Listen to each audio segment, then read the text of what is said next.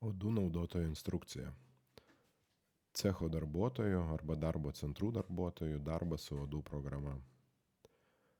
Rodau visą kelią, cecho darbuotojai matys tik tai tą langą, kuris bus jiem priskirtas pagal vartotojo teisės. Atsidarome manufacturing, pasirenkame cechą, tarkime cechas GT, pasirenkame darbo užsakymai.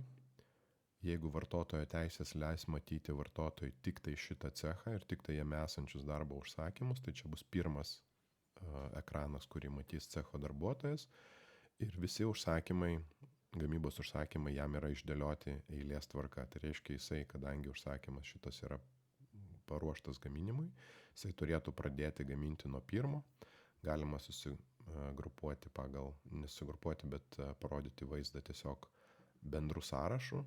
Tai sąrašo viršuje visada yra užsakymas, kurį reikia gaminti pirmą.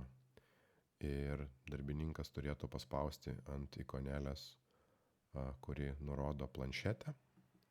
Tada atsiranda vaizdas, jeigu bus prie darbo užsakymo brėžinys, jisai atsiras šičia ant ekrano ir darbininkas turi spausti start. Paspaudę start, jisai šiuo metu užsakymas yra gaminamas, eina laikas. Šitam užsakymui jisai turi pagaminti 9 vienetus produkto B11 ir šiuo metu yra skaičiuojamas laikas šitam užsakymui.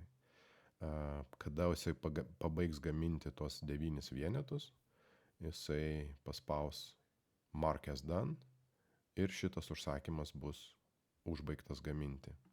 Vėlgi grįžtame į tą patį GT darbo centrą, pasižiūrime, viskas jau šito užsakymo nebėra, darbininkas turėtų imti ir gaminti sekantį, kuris yra paruoštas B12, vėlgi spaudžia ikonėlę, spaudžia start.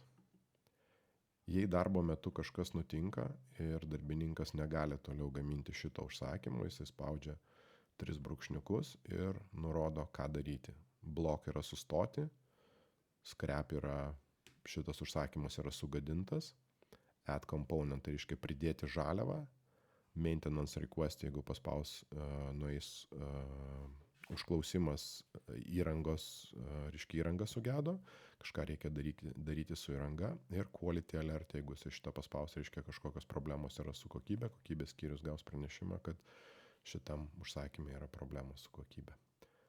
Ir lygiai taip pat, reiškia, Mark as done, jisai paspaudus, šitas darbo užsakymas bus pažymėtas kaip pagamintas.